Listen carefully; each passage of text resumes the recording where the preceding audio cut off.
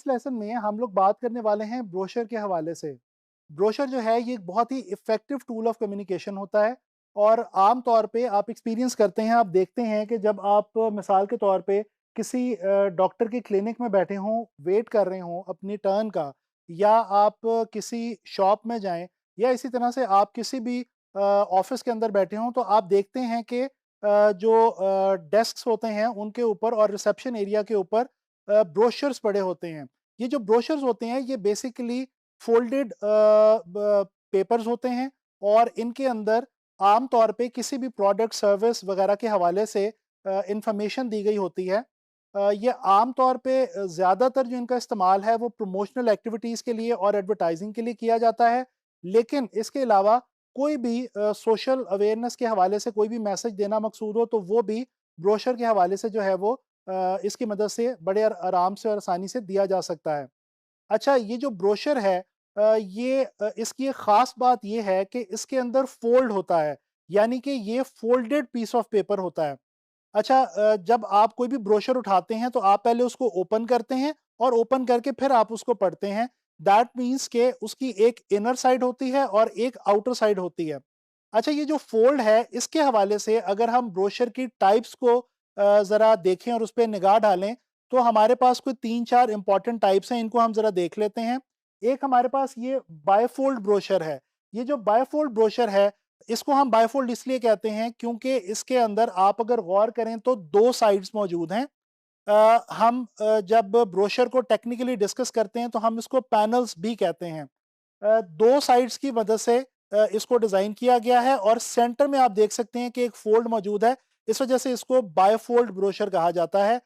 इसमें 2 साइड्स अंदर की तरफ और 2 साइड्स बाहर की तरफ, टोटल 4 साइड्स आपके पास अवेलेबल हैं, जिसमें आप ब्रांडिंग क्लाइंट की इस्तेमाल कर सकते हैं, बना सकते हैं।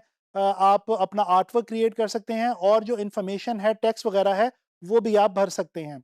ये जो ब्रोशर होता है इसके अंदर टेक्स्ट बहुत इंपॉर्टेंट होता है, ये बात आपने याद रखनी है। अच्छा, इसके अलावा ये ट्राइफोल्ड ब्रोशर भी हमारे पास मौजूद है। ये जो ट्राइफोल्ड ब्रोशर है इसको हम ट्राइफोल्ड इसलिए कहते हैं क्योंकि इसके अंदर 3 लीव्स या 3 पेजेस जो हैं वो फ़ोल्ड हो रहे होते हैं, टर्न हो रहे होते हैं, और इसके अलावा हमारे पास इसके अंदर टेक्स्ट और इमेजेस वगैरह के लिए, यानी कि हमारे कंटेंट के लिए टोटल 6 साइट्स बनती हैं जिनके ऊपर हम अपना कंटेंट प्लेस कर सकते हैं। इसी तरह से ये हमारे पास एक और ऑप्शन मौजूद है ज़ी फ़ोल्ड ब्रोशर की। ये जो ज़ी फ़ोल्ड ब्रोशर है इसको ये बेसिकली एक ट्राइफ़ोल्ड ही होता है, यानी 3 साइडों वाला एक ब्रोशर ही होता है और हमारे पास जो स्पेस होती है वो 6 पैनल्स की होती है जिसके अंदर हम अपने टेक्स्ट और इमेजेस वगैरह ऐड कर सकते हैं। लेकिन इसमें सिर्फ़ डिफ़रेंस ये है कि अगर हम इसको ऊपर की तरफ से देखें तो ये जो लेटर ज़ी है उसकी शक्ल जो है वो बना रहा होता है। इसी निस्बत से इसको जो है वो ज़ी फ़ोल्ड ब्रोशर जो है वो कहा जाता है। अच्छा, इसी तरह से एक और जो इम्पोर्टेंट इसमें हमारे पास टाइप है वो ये गेट फ़ोल्ड ब्रोशर है। ये एक यूनिक फ़ॉर्म है ब्रोशर की। इसके अंदर क्या होता है कि इसके जो फ़ोल्ड्स हैं ये आप देख सकते हैं कि एक गेट की तरह से खुलते हैं और आप इसको बिल्कुल जिस तरह गेट खोलते हैं उसी तरह आप इसको खोलते हैं। दोनों साइड से इसके जो है वो फ़ोल्ड्स ओपन होते हैं और उसके अंदर जो है वो इन्फॉर्मेशन दी गई होती है जिसको आप बड़ी आसानी के साथ देख सकते हैं। अच्छा जी, ये तो ब्रोशर के हवाले से इम्पोर्टेंट इन्फॉर्मेशन हो गई। अब इस लेसन में हम लोग एक ब्रोशर जो है वो डिज़ाइन करके भी देखेंगे। जो ब्रोशर मैं डिज़ाइन करने जा रहा हूँ आपके लिए वो बायफ़ोल्ड ब्रोशर है, यानी कि 2 साइडों वाला ब्रोशर, और इसके लिए जो टॉपिक मैंने चूज़ किया है वो है रिज़ॉर्ट का। तो चलें एक रिज़ॉर्ट के टॉपिक के ऊपर ब्रोशर जो है वो डिज़ाइन करके देखते हैं। अच्छा जी, आप देख सकते हैं आपके सामने यहाँ पे एबीसी रिज़ॉर्ट के नाम से ये एक लोगो जो है ये मैंने बना के रखा हुआ है। अब मैं क्या करूँगा कि मैं सबसे पहले एक न्यू डॉक्यूमेंट जो है वो अपने लिए यहाँ पे चूज़ करूँगा। जो साइज़ मैं यहाँ पे रखने वाला हूँ वो मैं 11 बाय 8.5 रखने वाला हूँ और आम तौर पे इसी को 11 इंचेस बाय 8.5 इंचेस को ही जो है स्टैंडर्ड साइज़ भी समझा जाता है ब्रोशर के हवाले से। तो यही स्टैंडर्ड साइज़ जो है मैं यहाँ पे चूज़ कर रहा हूँ और इसकी जो ओरिएंटेशन है ये मैंने रखी हुई है लैंडस्केप में। यहाँ पे मैंने जो है ये कुछ ब्लीड एरिया जो है वो 0.25 इंचेस का ले लिया, और जैसा कि ब्लीड के बारे में मैं आपको पहले भी बता चुका हूँ कि ये हमारे डिज़ाइन की प्रिंटिंग के हवाले से बहुत इंपॉर्टेंट चीज़ है। मैं अब इसको क्रिएट करता हूँ। ये हमारे पास एक जो है वो डॉक्यूमेंट हमारा आ गया। कंट्रोल आर की मदद से मैं रूलर लेता हूँ और क्योंकि आपको पता है, मैंने आपको अभी बताया कि ब्रोशर के अंदर फ़ोल्ड्स आते हैं और ये बायफोल्ड यानी कि एक सेंटर में इस ब्रोशर के एक फोल्ड आएगा, लिहाजा ज़रूरी है कि मैं इसका सेंटर जो है वो पहले मार्क कर लूँ। तो लिहाजा ये रूलर की मदद से मैं अपने इस ब्रोशर का सेंटर जो है वो मैं मार्क कर लेता हूँ, और ये आप देख सकते हैं कि दोनों साइडें अब मेरे पास यहाँ पे बराबर हैं। अच्छा, अब मैं इसको डिज़ाइन करना शुरू करूँगा। यहाँ पे मेरे पास फ्रंट साइड आ जाएगी और यहाँ पे बैक साइड आ जाएगी मेरे ब्रोशर की। सबसे पहले मैं यहाँ पे एक जो है वो पूरे अपने आर्टवर्क एरिया का साइज़ का मैं एक जो है वो ऑब्जेक्ट ले रहा हूँ। इस ऑब्जेक्ट का कलर जो है वो मैं रखने वाला हूँ तकरीबन ऑरेंज के करीब। इसको मैं थोड़ा-सा चेंज करूँगा। इसको मैं 45 बाय 90 की जो है वो मैजेंटा और येलो की रेशो देता हूँ, और ये हमारे पास एक जो कलर है वो आ गया है बैकग्राउंड के लिहाज से। अच्छा जी, अब मैंने क्या करना है, मैं यहाँ पे पेन टूल का इस्तेमाल करूँगा इस ब्रोशर के अंदर, और यहाँ पे मैं एक एब्स्ट्रैक्ट सी कोई शेप जो है वो मैं यहाँ पे क्रिएट करना चाह रहा हूँ पेन टूल की मदद से। जिस तरह से ये देखें, ये मैंने एक जो शेप है ये मैंने यहाँ पे क्रिएट कर ली। अब इसको मैं यहाँ से आके जो है वो ग्रे कलर जो है वो दे रहा हूँ। इसी तरह से इसी शेप को कंटिन्यू करते हुए मैं यहाँ पे कुछ और कर्व्स और कुछ और कर्व्ड किस्म की शेप्स जो हैं वो यहाँ पे मैं ड्रॉ करने लगा हूँ। अच्छा, अब ये जो दूसरी मेरी शेप बनी है इसको मैं आके ब्लैक कलर जो है वो दे देता हूँ, और इसके बाद अब मैं दोबारा पेन टूल लेके यहीं से कंटिन्यू करके एक और शेप जो है वो यहाँ पे मैं बनाऊँगा,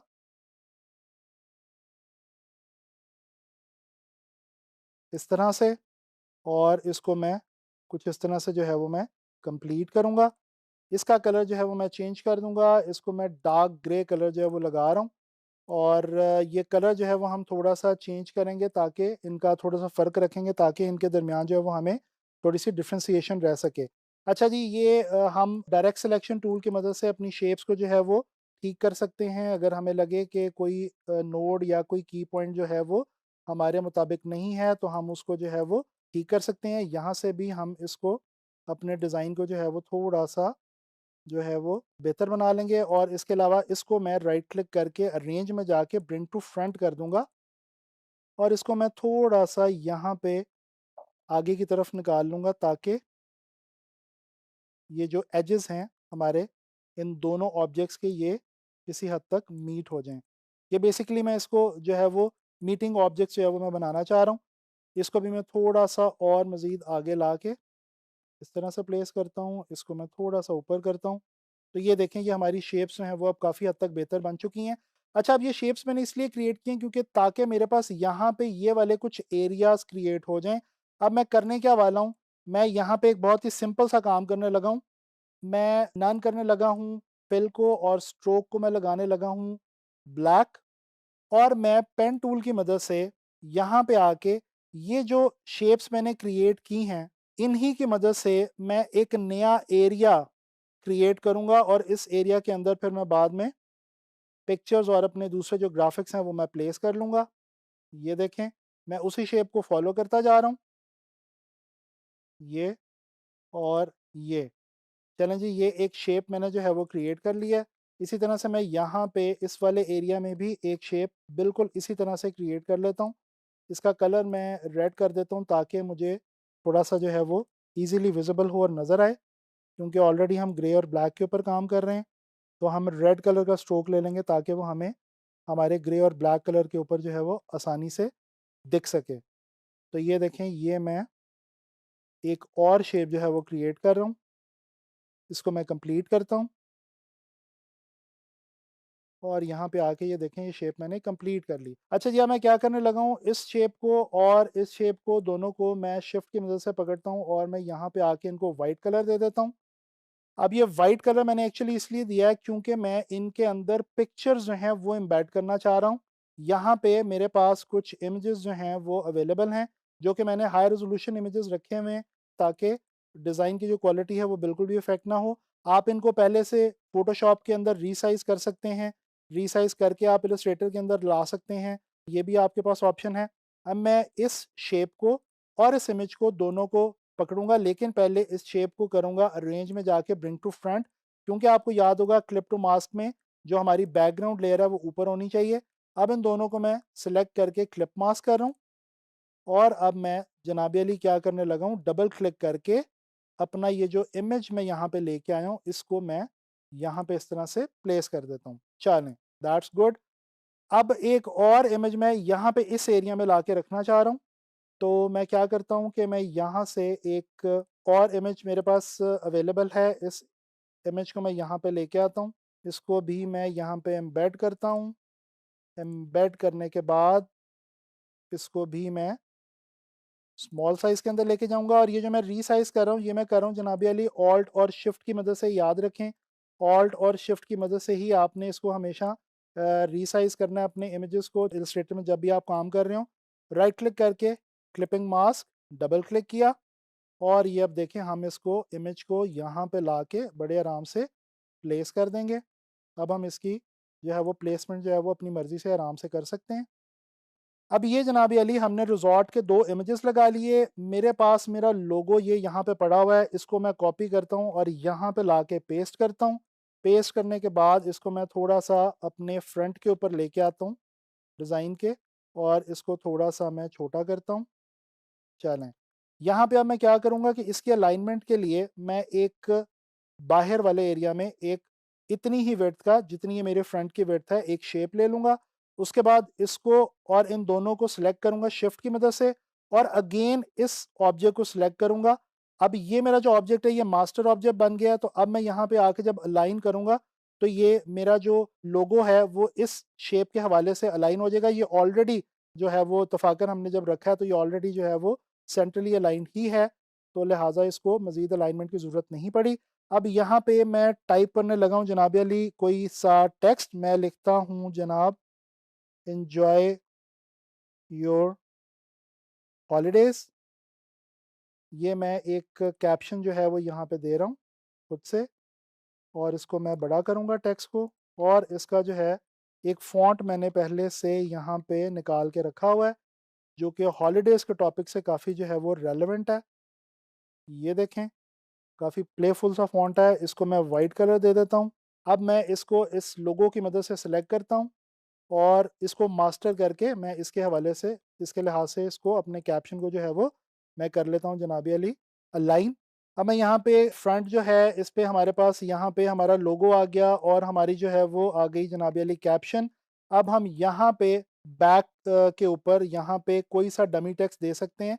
ये जो डमी टेक्स्ट है इसके अंदर आप अपने क्लाइंट के कॉन्टैक्ट वगैरह जो हैं वो चीज़ें दे सकते हैं। मैं मायरट प्रो का फ़ॉन्ट यहाँ पे सेलेक्ट कर रहा हूँ, और इसको मैं पैराग्राफ में आके कर रहा हूँ जस्टिफाई।